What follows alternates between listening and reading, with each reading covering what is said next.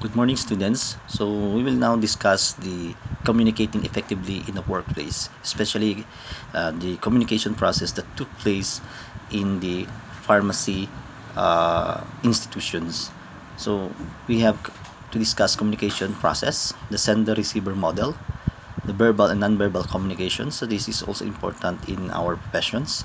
Reducing barriers to effective communication. So we have physical, status, differential, time barriers, semantic barriers, and cultural and gender-related barriers. So there are a lot of barriers also in line with communication between the pharmacy and the patient, or between the pharmacy and physicians, or pharmacy between the pharmacy technicians, pharmacy and colleagues.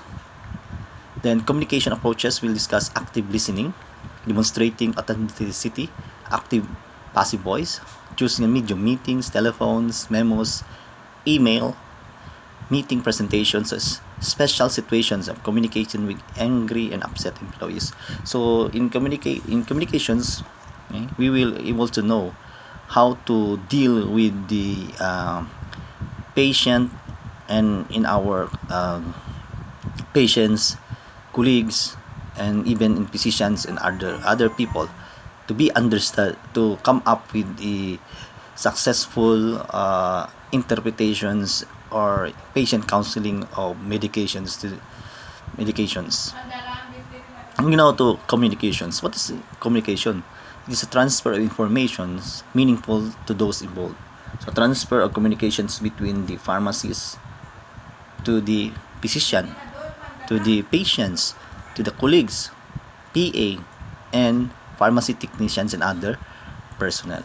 So it is a process by which messages are generated and sent by one person and received and translated by another person. So sending message, like interpreting prescriptions during the patient counseling. So you send you talk with the patients, so and then the interpretations and messages are being received by the patient.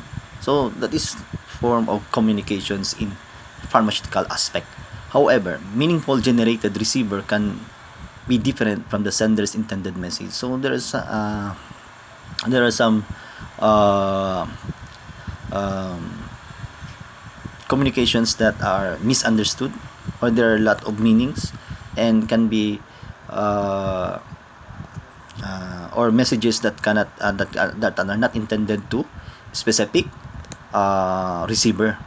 Three parts of communication process we'll discuss later: this sender, message, and receiver. So rights and responsibilities in communication. So we have the responsibility to be listened to, acknowledge and the concerns of others, say what we feel and think, say no to something we don't want to do or don't believe without feeling guilty, say I need time to think about negotiations to resolve differences. So these are our rights. We have the right to listen. You talk and I will listen. Okay? Another concerns for others. Okay? So there's a concern of pharmacist to the patient. Okay? So we have a right to say no. Okay? If the situation is considered to be crucial or critical, so maybe based on medications, if there is a findings, example, the findings of clinical pharmacy is considered to be very critical in terms of different drug administration, so we can say no. Okay? Or we can say we have to recommend. Okay? Or we can say we have to reduce. Okay? Reduce the dosage. Okay? So these are the rights. So in every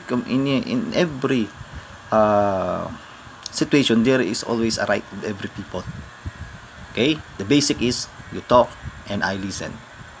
You listen and I talk. That is the basic rights. Okay? So communication process. Sender receiver model. So communicating with employees, upper management, clients requires fundamental understanding of communicating process, which includes the sender receiver barriers and feedbacks. Usually the sender receiver model, usually the sender is the boss, the manager, or the chief pharmacist. He will send message through through verbal communications or through text, email, okay, through phone. Okay, that is considered to be sender-receiver model.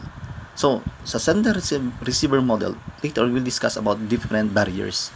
So, what are the barriers that will affect the communication between the sender and the receiver? Ano yung mga communications nag-affect sa ano po yung mga communications that will affect between the pharmacist and the patient, between the pharmacist and the pharmacist assistant? So, the communication process, we have the communication levels, the content, words, relationship, feelings. So, the model of sender, receiver, channel, message, barriers, noise, and feedback. So, we have the sender and we have the receiver.